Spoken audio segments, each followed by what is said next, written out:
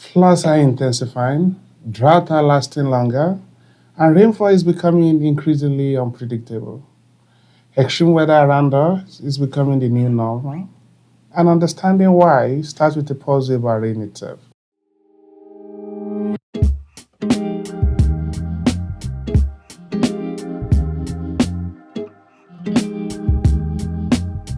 Hello again, it's Professor Akin Sanla.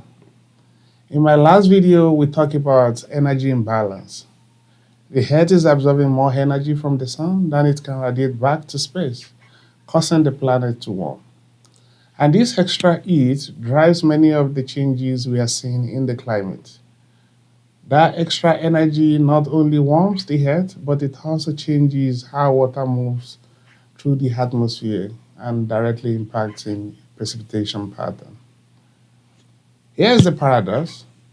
As the climate warms, physics, specifically the Clausius-Clapeyron relationship, tells us that for every degree Celsius of warming, the atmosphere can hold 7% more water vapor.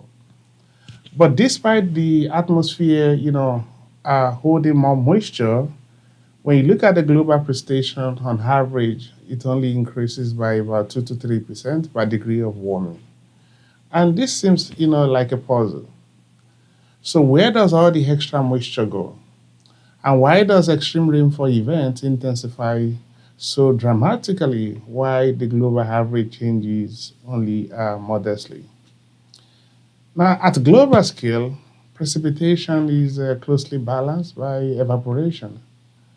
So when water evaporates from the surface, it absorbs, a lot of energy. And when that water vapor condenses into rain, that energy is released back into the atmosphere as a latent heat. So for the climate system to remain balanced, the atmosphere must ultimately get rid of that latent heat through what we call the radiative cooling to space. And this creates a fundamental energetic constraint. Global mean precipitation can only increase as fast as the atmosphere radiative cooling increases. Because radiative cooling strengthens slowly with warming, global mean precipitation is energetically limited to an increase of about 2 to 3% per degree Celsius. Now, because the atmosphere contains much more water vapor but produces only slight more mean precipitation, it requires less large-scale vertical motion to generate that rainfall. In other words, the upward mass flux, that is the vertical velocity, or you can say the omega, in the global circulation weakens as the climate warms. So each rising air parcel produces more rainfall because it contains more moisture, but the total amount of rising air decreases. And this explains why the global mean precipitation responds so modestly despite a substantially wet atmosphere. In the case of the global extreme rainfall, this usually happens in a localized intense weather event like hurricane, thunderstorm, and intense fronts. So these events release a lot of latent heat quickly, making them less constrained by the global energy balance. And they can intensify also, rapidly. In the case of regional precipitation responses to warming, these are, more complex. Different regions are dominated by different precipitation regimes, such as monsoon over West Africa, over Southeast Asia, over South Asia. You also have extratropical cyclone-induced precipitation system. You have frontal systems. And each responds to warming through distinct and complex interaction of thermodynamic and dynamic mechanisms, resulting into some regions becoming wetter and others drier. In addition, at regional scale, the first climate change signal is often small compared to natural variability.